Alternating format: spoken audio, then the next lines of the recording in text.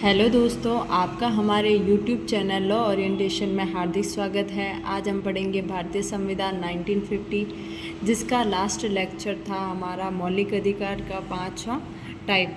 आज हम पढ़ेंगे भारतीय संविधान के मौलिक अधिकार का सबसे लास्ट टाइप है संवैधानिक उपचारों का अधिकार, जिसमें आर्टिकल 32 को हम डील करते हैं।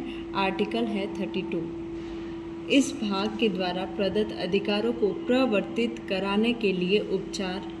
इसका पहला है, इस भाग के द्वारा प्रदत्त अधिकारों को प्रवर्तित कराने के लिए समुचित कार्यवाहियों के द्वारा उच्चतम न्यायालय में समावेदन करने का अधिकार प्रत्याभूत किया जाता है। इसका दूसरा क्लॉज है, इस भाग के द्वारा प्रदत्त अधिकारों में से किसी को प्रवर्तित कराने के लिए उच्चतम न्यायालय को ऐसे निर्देश या आदेश या रिट जिनके अंतर्गत बंदी प्रत्यक्षीकरण, परमादेश, प्रतिषेध, अधिकार प्रच्छा और उत्प्रेषण रिट है, जो भी समुचित हो निकालने की शक्ति होगी। तीसरा क्लॉज है हमारे, उच्चतम न्यायालय को खंड 1 और खंड 2 द्वारा प्रदत्त शक्तियों पर प्रतिकूल प्रभाव डाले बिना संसद उच्चतम न्यायालय के द्वारा खंड 2 के अधीन प्रयुक्तव्य किन्हीं या सभी शक्तियों का किसी अन्य न्यायालय को अपनी अधिकारिता की स्थानीय सीमाओं के भीतर प्रयोग करने के लिए विधि द्वारा सशक्त कर सकेगी। आर्टिकल 32 का क्लॉज 4 है, इस संविधान के द्वारा अन्यथा उपबंधित के सिवाय इस अनुच्छेद के द्वारा प्रत्याभूत अधिकार निलंबित नहीं किया जाएगा। ऑल ओवर हमारा ये आर्टिकल 32 है, जो रेमेडीज को डील करता है, हमारे रिट से रिलेटेड है। आर्टिकल 32 है हमारा संवैधानिक उपचारों का अधिकार। ऑल ओवर हमारा 32 आर्टिकल है जो संवैधानिक उपचारों के अधिकार से रिलेटेड है। इसमें रिट की बात की गई है, जिसमें पांच तरीके की रिट बताई गई है। पहली है बंदी प्रत्यक्षीकरण, परमादेश, प्रतिषेध, अधिकार प्रच्छा और उत्प्रेषण। ये 5 प्रकार की रिट दी गई है। इसको हम सबसे पहले बेसिक चीज़ को इसको जान लेते हैं।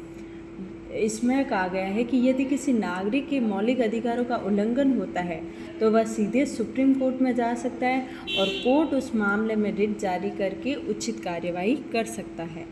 डॉक्टर भीमराव अंबेडकर ने हमारे संवैधानिक उपचार के अधिकार को, जो आर्टिकल 32 है, इसको संविधान की मूल आत्मा और हृदय का है और सुप्रीम कोर्ट को नागरिकों के मूल अधिकारों का रक्षक और गारंटी देने वाला माना गया है।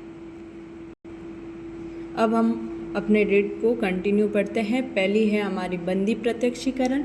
बंदी प्रत्यक्षीकरण यह रिट है वो उन मामलों में अदालतों के द्वारा जारी किया जाता है जहां किसी व्यक्ति को अवैध रूप से हिरासत में रखा जाता है, या बंदी प्रत्यक्षीकरण का अर्थ है शरीर धारण करना, और यह हिरासत में लिए गए व्यक्ति के लिए उपलब्ध सबसे प्रभावी उपचारों में से एक है हमारा बंदी प्रत्यक्षीकरण। और ये बंदी प्रत्यक्षीकरण है वो सरकारी या निजी व्यक्ति तथा संस्था दोनों के विरुद्ध जारी की जा सकती है, और यदि सरकार के विरुद्ध ये रिट जारी की जाती है तो यह मुख्य सचिव को जारी की जाती है।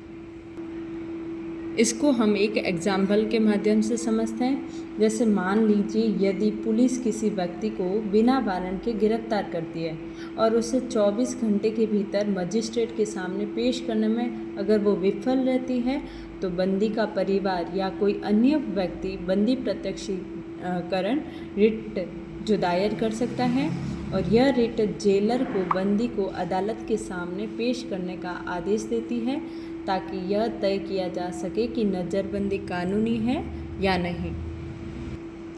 इसके आगे है हमारी दूसरी रिट परमादेश।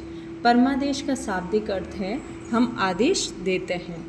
इसका अर्थ है हम आदेश देते हैं यदि सार्वजनिक पद पर नियुक्त कोई व्यक्ति अपने कर्तव्य का पालन नहीं करता है तो उसके विरुद्ध ये रिट जारी कर सकते हैं और उससे कर्तव्य पालन करने के आदेश दे सकते हैं।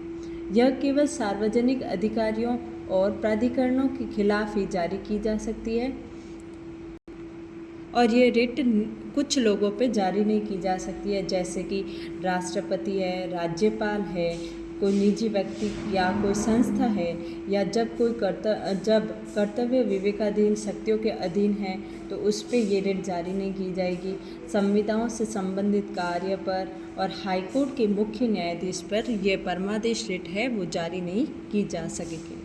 तो हम एक उदाहरण के माध्यम से समझते हैं कि यदि कोई सरकारी अधिकारी अपने कानूनी कर्तव्य का पालन नहीं कर रहा है, जैसे कि पुलिस है वो FIR दर्ज करने से इनकार करती है, तो अदालत परमादेश की रिट जारी करके उससे वह कार्य करने के लिए बाध्य कर सकती है।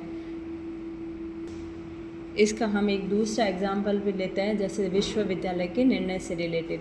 यदि कोई विश्वविद्यालय है किसी छात्र के परीक्षा में बैठने के बाद में अहितकर नियमों में परिवर्तन करता है तो छात्र परमादेश के तहत राहत मांग सकता है।